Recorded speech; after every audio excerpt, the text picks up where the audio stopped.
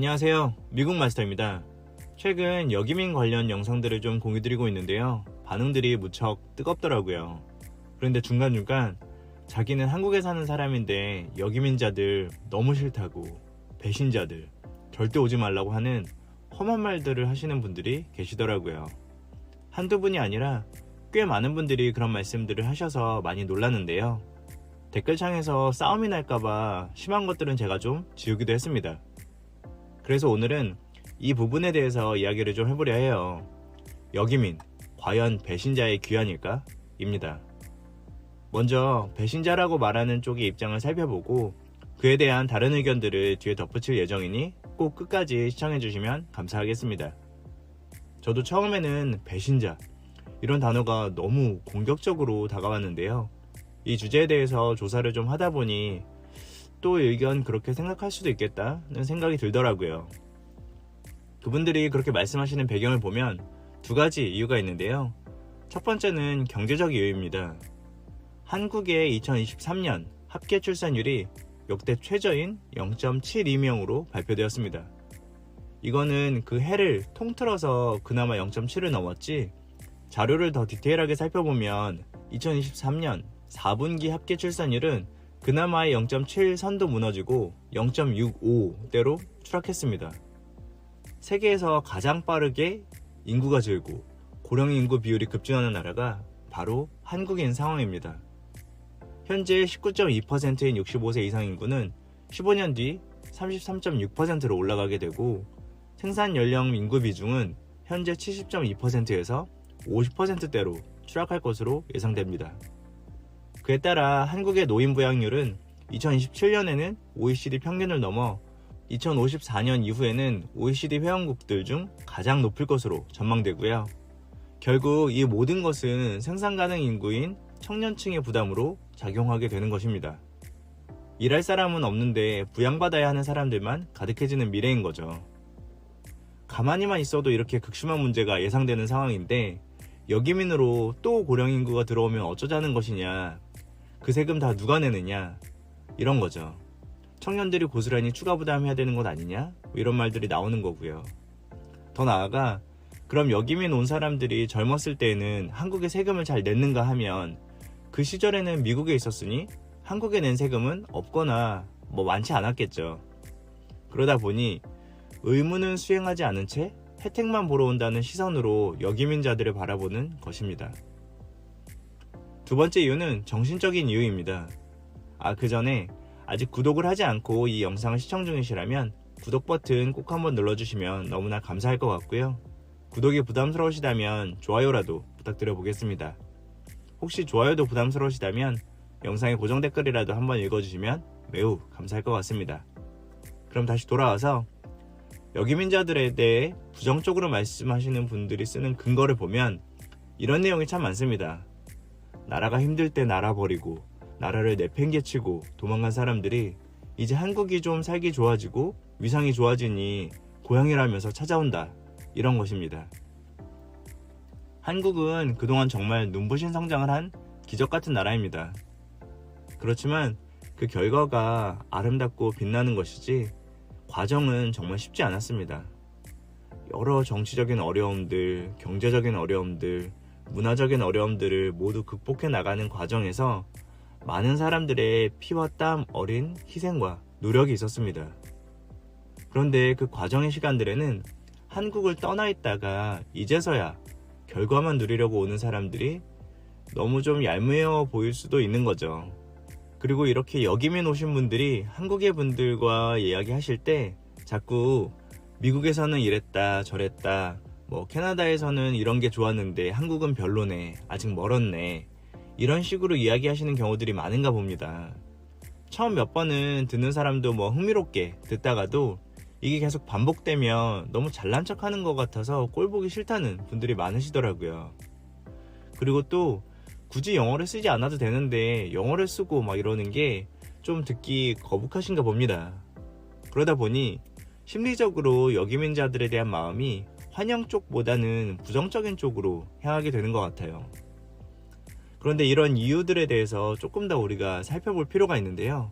일단 첫 번째로 여기민은 경제적으로 한국에 부담을 지우는 것이다 라는 주장에 대해서는 실상은 그렇지 않다고 말씀드려 볼 수 있을 것 같아요. 요즘은 젊은 사람들도 많이 여기민을 가지만 여전히 고연령층의 여기민 비율이 가장 주요한데요. 나이가 50, 60을 넘어서 한국에 돌아가게 되면 나이와 상관없이 일을 계속할 수 있는 미국과 달리 한국에서는 일을 구하기가 쉽지 않습니다. 그래서 일을 할 의향이 있다고 하더라도 할 수가 없고요.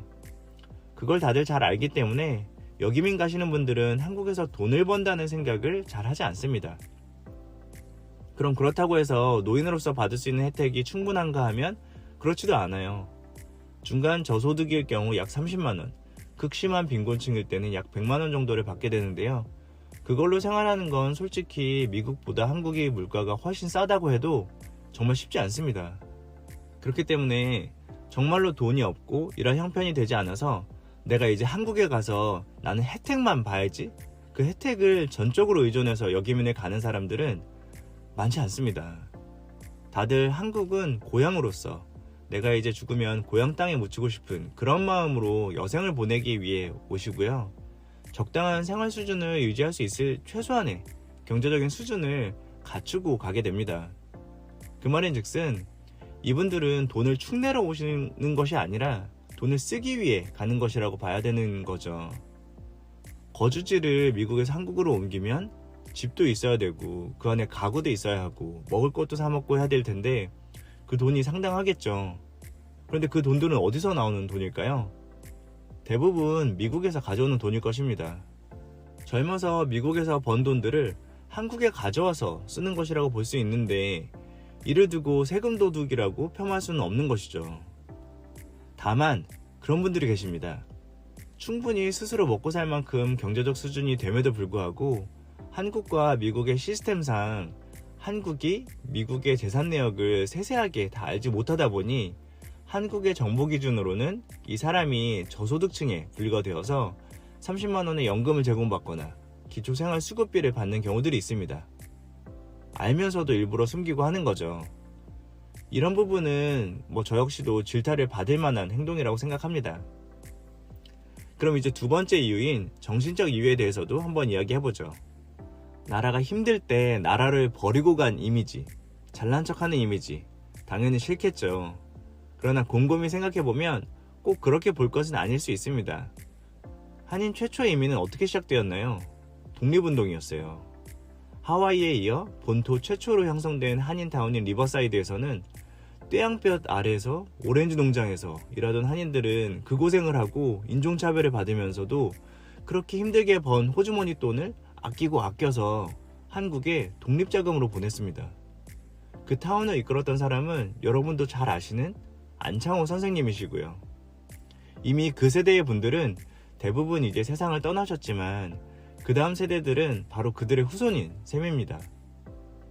물론 현대 이민은 그와는 이제 조금 많이 달라지긴 했지만 그럼에도 불구하고 나라를 버렸다는 표현은 다소 지나치게 느껴져요. 왜냐하면 현대 이민자들은 또 다른 의미에서의 애국을 하고 있기도 하거든요. 지금은 글로벌 시대죠. 한국 안에서만 상품을 사고 파는 시대가 아니라 전 세계를 대상으로 해야 살아남을 수 있습니다. 정치도 마찬가지고요. 섬처럼 고립된 채로 살아갈 수 있는 시대가 아닙니다. 그렇다면 당연히 글로벌 시장과 또 국제 인사들과 경제적으로, 정치적으로 원활하게 교류하며 나아가야 되는데 해외에 있는 한인들이 그 교두보 역할을 해오고 있는 것입니다. 미국 문화에 익숙하고 미국 정계에 밝고 미국 경제에 네트워크가 있는 아주 작지만 무수한 점으로서의 한 명 한 명들의 한인들이 한국의 발전에 다리 역할을 하면서 성장에 도움을 드리고 있는 것이에요. 당장 젊은 청년이 미국 실리콘밸리에서 취업하고 싶다고 했을 때 누구의 도움을 받겠어요? 거기에서 이미 자리를 잡은 한인 선배일 것이죠. 한국의 라면 사업을 해외에 전파하고자 할 때 누구의 도움을 받을까요? 미국에서 마케팅을 잘하면서 한국 문화도 잘 알고 있는 1세대, 2세대 한인들의 도움이 필요한 것이죠. 그런 점에서 보면 지금의 한인들은 최초의 한인들과 마찬가지로 다른 의미의 애국을 여전히 하고 있는 셈입니다. 그런 분들은 나라가 힘들 때 버리고 갔다가 나라가 좋아지니까 다시 배신자처럼 왔다고 폄하해서는 안 될 것입니다.